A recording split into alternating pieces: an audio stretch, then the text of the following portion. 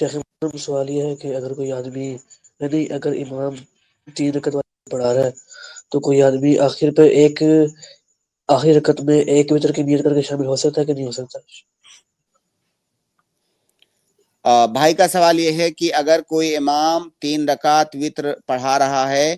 تو کوئی آدمی کیا آخر میں اگر شامل ہو رہا ہے 1 رکعت میں تو کیا 1 رکعت کی نیت سے شامل ہو سکتا ہے؟ نہیں، اس کا جواب یہ ہے کہ نہیں شامل ہو سکتا، کیونکہ جب آپ کسی امام کی امامت میں نماز پڑھ رہے ہیں تو جب تک آپ کے پاس کوئی شرعی عذر نہ ہو تب تک آپ کو اتنی ہی رکعت پڑھنی ہے جتنی رکعت امام پڑھ رہا ہے۔ اور یہاں پر آپ جو 1 رکعت اس کو بنا رہے ہیں، آپ کے پاس کوئی عذر نہیں ہے، آپ کیوں 1 رکعت بنا رہے ہیں؟ عذر کی کچھ صورتیں بن سکتی ہیں، جیسے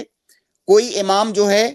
عشاء کی نماز پڑھ رہا ہے، ابھی آپ نے مغرب نہیں پڑھا ہوا ہے، کسی شرعی عذر کی بنیاد پر مغرب نہیں پڑھا ہوا ہے، آپ اس کے ساتھ عشاء کی نماز میں شامل ہو رہے ہیں مغرب کی نیت سے۔ اب آپ کے پاس عذر ہے کہ آپ 4 رکعت نہیں پڑھ سکتے، آپ کو 3 ہی پڑھنا ہے کیونکہ آپ مغرب پڑھ رہے ہیں، ابھی آپ نے مغرب نہیں پڑھا ہے، تو وہاں پر آپ 3 پڑھ سکتے ہیں، یعنی امام سے ایک رکعت کم۔ لیکن یہاں پر جو آپ وتر پڑھ رہے ہیں اس کے پیچھے آپ کے پاس کوئی عذر نہیں ہے، لہٰذا جتنی رکعت امام پڑھ رہا ہے اتنی رکعت آپ کو بھی پڑھنا ہے۔